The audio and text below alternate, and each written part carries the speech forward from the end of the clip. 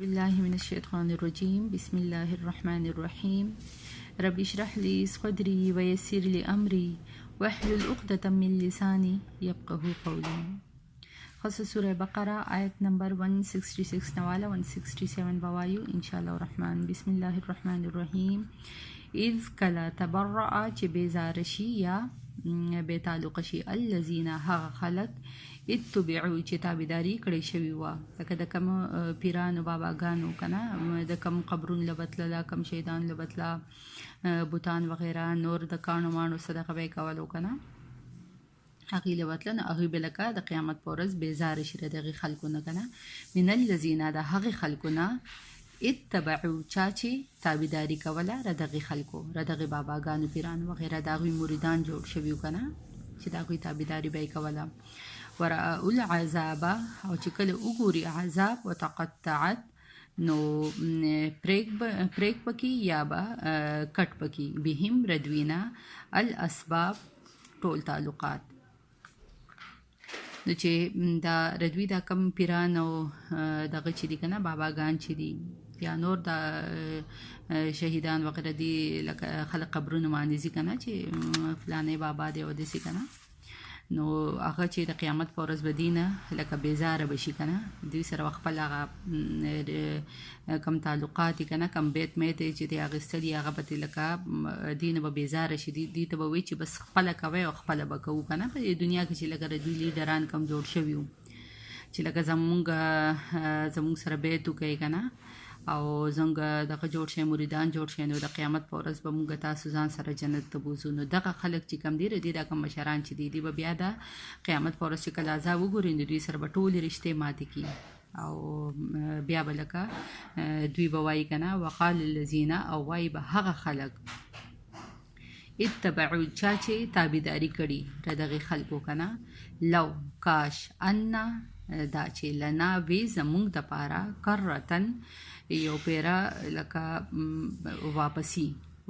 زمونږ لکه چې یو پیره بیا واپسی وی زمونږ دنیا ته که نه فنتبرع نو مونږ به بیزاره شوي منهم ردوینه کما څنګه چې تبرعو دوی بیزاره شوله زمونږ نه، لکه څنګه چې دوی زمونږ د اوس د قیامت په ورځ بیزاره شوله، نو که زمونږ لکه واپس دنیا ته واپسې وي نو مونږ به دغه شان دوی نه بیزاره شوي وي. منا زمونږ نه لکه څنګه چې دوی زمونږ نه بیزاره شو. کذالک دغه رنګې یا دغه شان یریهم الله وبخای دوی ته الله تعالی اعمالهم عملونه ردوی حسرات ان دوی به لکه پشیمانه به یې که نه علیهم په هغې باندې یا حسرت به کوي هغې باندې یا پشیمانه به یې په هغې باندې وما هم او نه به یې دوی وما او نه هم دوی بخارجینا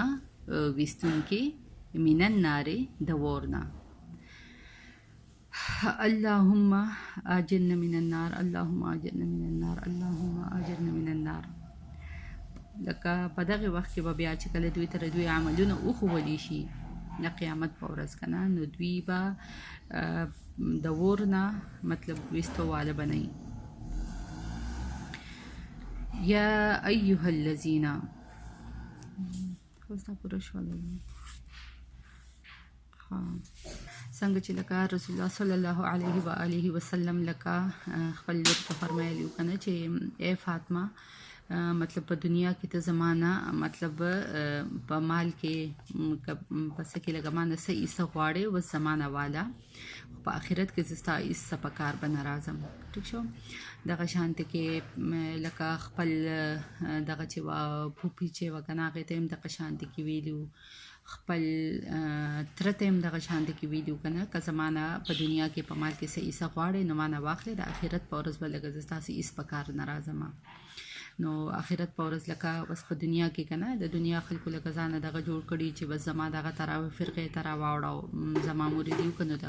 قیامت په ورځ به زه تا ځان سره جنت ته بوځم. نو دغه شان چې ګوره رسول الله صلی الله علیه و آله وسلم هغه وفرمایله لکه خپل لور ته که نه خپل ترور ته خپل تره ته، نو بس هر انسان چې دی نو هغه به د خپل اعمال سره ځي. صحیح شو. بس